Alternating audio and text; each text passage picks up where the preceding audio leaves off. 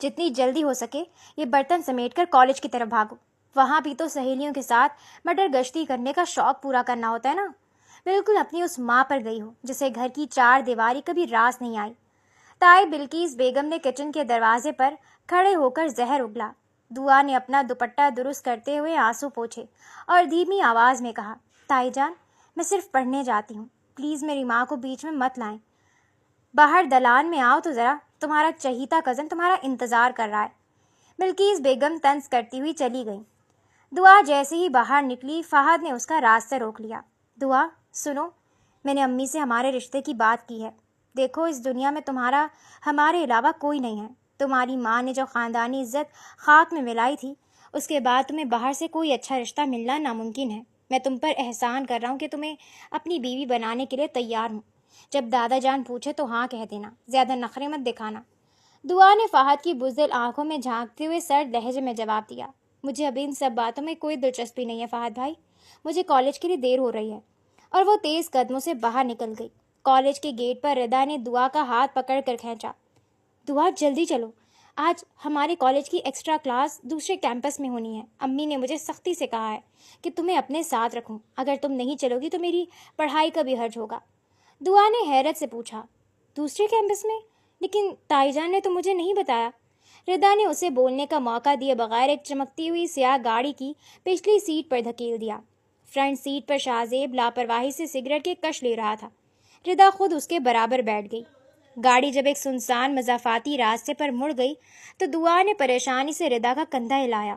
ردا، یہ راستہ تو دوسرے کیمپس کا نہیں ہے، ہم کہاں جا رہے ہیں؟ مجھے گھر واپس جانا ہے، تائی جان بہت غصہ ہوں گی۔ فرنٹ سیٹ سے شاہزیب کی طنزیہ ہنسی گونجی۔ او کم آن مس پارسا، اتنا ڈرنے کی ضرورت نہیں ہے، ہم کوئی تمہیں اغوا نہیں کر رہے، بس میرے ایک دوست کے فارم ہاؤس پر ایک چھوٹی سی پارٹی ہے، وہاں تھوڑا چل کریں گے اور پھر واپس آ جائیں گے۔ ردا، پلیز گاڑی رکواؤ، فہد بھائی کو پتہ چل گیا تو وہ بہت ناراض ہوں گے، انہیں شاہزیب بالکل پسند نہیں ہے۔ دعا کی آواز کانپنے لگی۔ شاہزیب نے آئینے میں دعا کو گھورتے ہوئے کہا، خبردار جو فہد کا نام میری گاڑی میں لیا، وہ بزدل میرا کیا بگاڑ سکتا ہے، اور تم خاموشی سے بیٹھو ورنہ میں گاڑی کی سپیڈ اور بڑھا دوں گا۔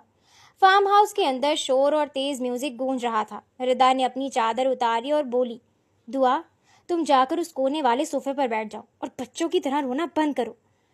دعا سہم کر کونے میں بیٹھ گئی۔ اسی دوران شاہزیب کا ایک اوباش دوست گلاس ہاتھ میں لیے دعا کے برابر آ کر بیٹھ گیا۔ ہائے بیوٹیفل، تم یہاں اکیلی کیوں بیٹھی ہو؟ چلو یہ ڈرنک ٹرائی کرو، تمہارا موڈ اچھا ہو جائے گا۔ اس نے دعا کا ہاتھ پکڑنے کی کوشش کی۔ دور ہٹو مجھ سے، مجھے تمہاری کوئی ڈرنک نہیں چاہیے۔ دعا خوف سے چیخی۔ شاہزیب گرجدار آواز میں آگے بڑھا۔ اس نے دوست کے ہاتھ سے گلاس چھین کر پھینکا اور اس کا گریبان پکڑ لیا۔ اس لڑکی سے دور رہو، اگر دوبارہ اس کے قریب آنے کی کوشش کی تو مجھ سے برا کوئی نہیں ہوگا، ابھی کے ابھی یہاں سے دفع ہو جاؤ۔ لڑکا معافی مانگتا ہوا بھاگ گیا۔ شاہزیب نے مڑ کر دعا کے آنسو دیکھے اور تیکھے لہجے میں بولا، رونا بند کرو، جب اپنے لیے سٹینڈ نہیں لے سکتی تو ایسی جگہ پر آتی ہی کیوں ہو؟ اس نے فوراً ڈرائیور کو آواز دی، خان، ان دونوں کو ابھی کے ابھی گھر چھوڑ کر آؤ۔ چند دنوں بعد دادا جان کے گھر خاندانی تقریب میں شاہزیب نے راہداری میں دعا کا راستہ روک لیا۔ تو مس کزن، آج تو آپ بہت چمک رہی ہیں۔ سچی بات ہے، بغیر کسی میک اپ کے بھی آپ محفل کی سب سے خوبصورت لڑکی لگ رہی ہیں۔ شاہزیب بھائی، پلیز میرا راستہ چھوڑیں، کوئی دیکھ لے گا تو تماشا بن جائے گا، دعا نے گھبرا کر کہا۔ شاہزیب نے دعا کا چشمہ اتار لیا اور ہنستے ہوئے بولا، پہلے اس بھائی لفظ کو واپس لو، میں کسی کا بھائی نہیں ہوں، اور یہ چشمہ اتار کر تو تم اور بھی پیاری لگتی ہو۔ تمہاری ہمت کیسے میری منگیتر کے قریب آنے کی؟ فہد نے اچانک پیچھے سے آ کر شاہزیب کے منہ پر زوردار پنچ مارا۔ شاہزیب کی ناک سے خون بہہ نکلا۔ یو باسٹرڈ، تم نے مجھ پر ہاتھ اٹھایا؟ شاہزیب نے پلٹ کر فہد کا گریبان دبوچ لیا۔ دونوں کے درمیان خوفناک مار پیٹ شروع ہو گئی۔ شور سن کر پوری فیملی وہاں جمع ہو گئی۔ بلکیس بیگم فہد کو زخمی دیکھ کر دعا پر چلائیں، میں تو پہلے ہی کہتی تھی کہ یہ لڑکی اس گھر کے لیے ایک منحوس سایہ ہے، اپنی ماں کی طرح اس نے اب مردوں کو آپس میں لڑوانا شروع کر دیا ہے، دیکھو کیسے میرے معصوم بیٹے کو اپنے جال میں پھنسایا اور اب شاہزیب پر بھی ڈورے ڈال رہی ہے۔ ردا نے فوراً اسکرپٹ بدلی، ہاں امی، یہ کالج کے بہانے بھی شاہزیب کے ساتھ گھومتی ہے، میں نے خود اسے شاہزیب کی گاڑی میں دیکھا تھا۔ دعا نے تڑپ کر فہد کی طرف دیکھا، فہد بھائی خدا را سچ بتائیں، آپ تو جانتے ردا جھوٹ بول رہی ہے۔ لیکن فہد سر جھکائے خاموش کھڑا رہا۔ بیگم سریا غصے سے بولی، بھابھی خدا کا خوف کریں، ایک معصوم بچی پر اتنا بڑا الزام لگاتے ہوئے آپ کی زبان نہیں کانپتی؟ بس بہت ہو گیا، اس خاندان کی عزت اب مزید سڑکوں پر نہیں رولے گی۔ دادا جان نے اپنا عصا زمین پر مارا۔ اگر دعا کا نام ان دونوں لڑکوں کے ساتھ جڑ چکا ہے تو اس کا واحد حل یہ ہے کہ دعا کا نکاح اسی وقت شاہزیب سے کر دیا جائے۔ دادا جان، یہ نہیں ہو سکتا، میں یہ نکاح نہیں کروں گا، شاہزیب چیخا۔ بیگم سریا نے شاہزیب کا ہاتھ مضبوطی سے پکڑا اور اس کی آنکھوں میں دیکھ کر بولی، شاہزیب، اگر تم نے آج اس لڑکی کا ہاتھ نہ تھاما تو تم میرا مرا ہوا منہ دیکھو گے۔ میں ایک معصوم کی زندگی برباد ہوتے ہوئے نہیں دیکھ سکتی۔ شاہزیب اپنی ماں کے اس فیصلے پر ساکت رہ گیا۔ قاضی صاحب نے دعا سے پوچھا، دعا بنت ریحان، کیا آپ کو شاہزیب کا نکاح قبول ہے؟ دعا کے حلق سے کوئی لفظ نہ نکل سکا، صرف اس کے آنسو زمین پر گرے۔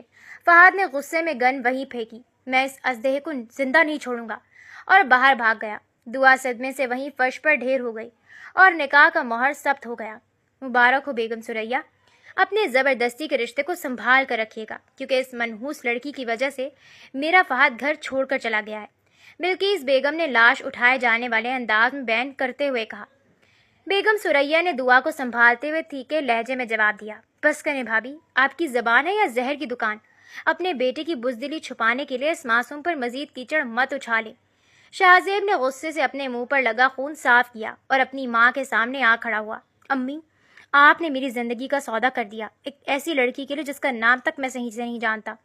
مبارک ہو آپ کو آپ کے نام، لیکن یاد رکھیے گا، میں اسے کبھی اپنی بیوی تسلیم نہیں کروں گا۔ شاہزیب، اپنی زبان کو لگام دو، تم نے جو تماشا کھڑا کیا تھا یہ اسی کا نتیجہ ہے۔ دادا جان نے گرجدار آواز میں کہا، اب یہ تمہاری بیوی ہے، اسے عزت سے اپنے گھر لے جاؤ، ورنہ اس خاندان میں تمہاری کوئی جگہ نہیں ہوگی۔ گاڑی میں خاموشی اتنی گہری تھی کہ سڑک پر چلتی گاڑیوں کا شور بھی اندر سنائی دے رہا تھا۔ شاہزیب سٹیئرنگ پر ہاتھ مارتے ہوئے بڑبڑایا، سب اس لڑکی کی وجہ سے ہوا ہے۔ مس پارسا بنی پھرتی تھی اور اب میرے گلے کا توق بن گئی۔ دعا نے کھڑکی سے باہر دیکھتے ہوئے دھیمی مگر مضبوط آواز میں کہا، شاہزیب صاحب، اس نکاح میں جتنی مرضی آپ کی شامل نہیں تھی اتنی ہی میری بھی نہیں تھی۔ آپ کی ماں نے مجھ پر احسان کیا ہے، لیکن اس کا یہ مطلب نہیں ہے کہ آپ مجھے اپنی ہر ناکامی کا ذمہ دار ٹھہرائیں۔ شاہزیب نے بریک ماری اور گاڑی کو جھٹکے سے روکا۔ اور ریلی احسان، تم جیسی لڑکیاں تو ایسے موقعوں کی تلاش میں ہوتی ہیں کہ کسی امیر گھرانے کا لڑکا پھنسے اور تمہاری لاٹری نکل آئے۔ دعا کی آنکھوں میں آنسو آ گئے، لیکن اس نے خود کو کمزور نہیں ہونے دیا۔ اپنی سوچ اپنے پاس رکھیے، میں اپنے دادا کے گھر میں جیسی بھی تھی، کم از کم کسی کی ہمدردی کی محتاج نہیں تھی، اور نہ ہی مجھے آپ کی دولت سے کوئی دلچسپی ہے۔ جب وہ شاہزیب کے گھر پہنچے تو بیگم سریا نے دعا کا استقبال ایک ماں کی طرح کیا۔ آؤ دعا بیٹا، یہ تمہارا اپنا گھر ہے، یہاں تمہیں کوئی تائب بلقیس نہیں ملے گی جو تمہاری ذات پر انگلی اٹھائے۔ ردا جو شاہزیب کے پیچھے پیچھے ان کے گھر تک آئی تھی، جلن سے تڑپ اٹھی۔ پھپھو، آپ اتنی جلدی بھول گئیں کہ اس لڑکی نے فارم ہاؤس پر شاہزیب کے دوستوں کے ساتھ کیا کیا تھا؟ میں نے اپنی آنکھوں سے دیکھا تھا۔ شاہزیب نے ردا کو گھورا۔ ردا، تم اب تک یہاں کیا کر رہی ہو؟ اور فارم ہاؤس کا نام میرے سامنے دوبارہ مت لینا، ورنہ میں تمہارا وہ سچ بھی سب کے سامنے لے آؤں گا جو تم چھپا رہی ہو۔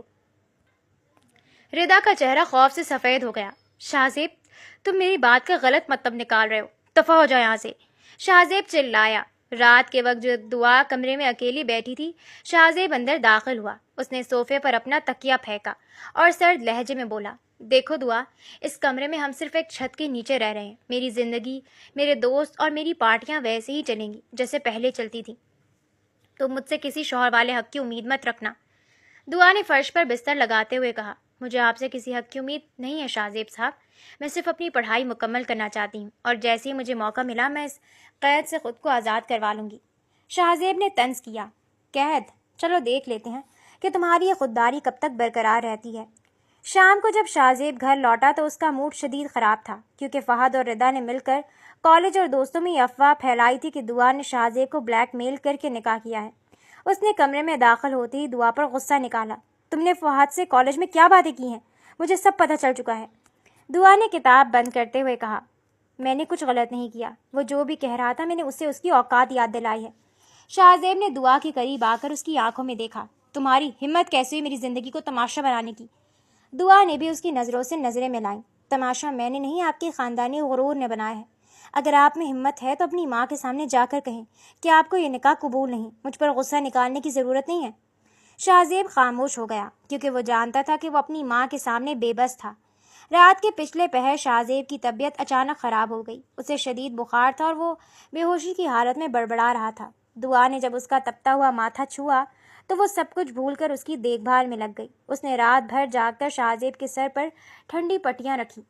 صبح جب شاہزیب کی آنکھ کھلی تو اس نے دیکھا کہ دعا صوفے پر سر ٹکائے تھکن سے سو رہی تھی اور اس کے ہاتھ میں اب بھی پانی کی پٹی تھی۔ شاہزیب کے دل میں پہلی بار دعا کے لیے ایک عجیب سا احساس پیدا ہوا۔ اس نے دھیمی آواز میں کہا، تم اتنی عجیب کیوں ہو دعا؟ ایک طرف اتنی خودداری اور دوسری طرف یہ ہمدردی۔ دعا نے آنکھیں کھولی اور شاہزیب کو دیکھتے ہی فوراً سیدھی ہو کر بیٹھ گئی۔ آپ کا بخار اتر گیا ہے، میں امی کو بلا لاتی ہوں۔ شاہزیب نے اسے روکا، نہیں ضرورت نہیں ہے، اور تھینک یو۔ کچھ دن سکون سے گزرے لیکن فہد اور ردا خاموش بیٹھنے والے نہیں تھے۔ فہد نے ایک رات شاہزیب کو فون کیا اور طنزیہ ہنستے ہوئے کہا، شاہزیب تم جس لڑکی کو اپنی بیوی بنا کر بیٹھے ہو آج رات بھی مجھ سے ملنے پرانے فارم ہاؤس آ رہی ہے۔ اگر یقین نہیں آتا تو خود آ کر دیکھ لو۔ شاہزیب کا خون کھول اٹھا۔ وہ غصے میں پاگل ہو کر گھر پہنچا تو دیکھا کہ دعا اپنے کمرے میں نہیں تھی۔ ردا نے گھر کے باہر کھڑے ہو کر آگ لگائی۔ شاہزیب میں نے خود دعا کو ایک ٹیکسی میں بیٹھ کر جاتے دیکھا ہے، وہ فہد کے پاس ہی گئی ہے۔ شاہزیب بنا سوچے سمجھے گاڑی بھگا کر اسی فارم ہاؤس پہنچا۔ وہاں کا منظر دیکھ کر اس کے پاؤں تلے سے زمین نکل گئی۔ فہد دعا کا ہاتھ زبردستی پکڑ کر کھینچ رہا تھا اور دعا روتے ہوئے خود کو چھڑانے کی کوشش کر رہی تھی۔ چھوڑو مجھے فہد، تم نے دادا جان کی بیماری کا جھوٹ بول کر مجھے یہاں کیوں بلایا؟ دعا چیخ رہی تھی۔ فہد نے کمینگی سے ہنستے ہوئے کہا، تاکہ شاہزیب کو دکھا سکوں کہ تم آج بھی میری ہی ہو۔ شاہزیب شیر کی طرح گرجتا ہوا اندر داخل ہوا۔ فہد تمہاری یہ ہمت! اس نے فہد پر مکوں کی برسات کر دی، لیکن اس بار فہد اکیلا نہیں تھا۔ اس کے غنڈوں نے شاہزیب کو پیچھے سے پکڑ لیا اور فہد نے شاہزیب کے سر پر لوہے کی راڈ مار دی۔ شاہزیب لہو لہان ہو کر زمین پر گر پڑا۔ شاہزیب! دعا نے چیخ مار کر فہد کو دھکا دیا اور شاہزیب کے اوپر گر گئی۔ فہد، اگر تمہیں میرے شوہر کو ایک خراش بھی لگائی تو میں تمہیں زندہ نہیں چھوڑوں گی۔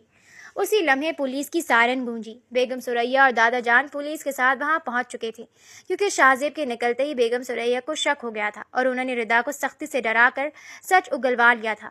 پولیس نے فہد اور اس کے غنڈوں کو گرفتار کر لیا۔ ہسپتال کے ICU کے باہر شاہزیب کے سر پر پٹی بندھی ہوئی تھی اور وہ ہوش میں آ چکا تھا۔ اس نے اپنی ماں سے کہا، امی مجھے دعا سے اکیلے میں بات کرنی ہے۔ دعا جب کمرے میں داخل ہوئی تو اس کی آنکھیں رو رو کر سوج چکی تھی۔ شاہزیب نے کمزوری سے اپنا ہاتھ آگے بڑھایا۔ دعا یہاں آؤ۔ دعا خاموشی سے اس کے قریب آ کر کھڑی ہو گئی۔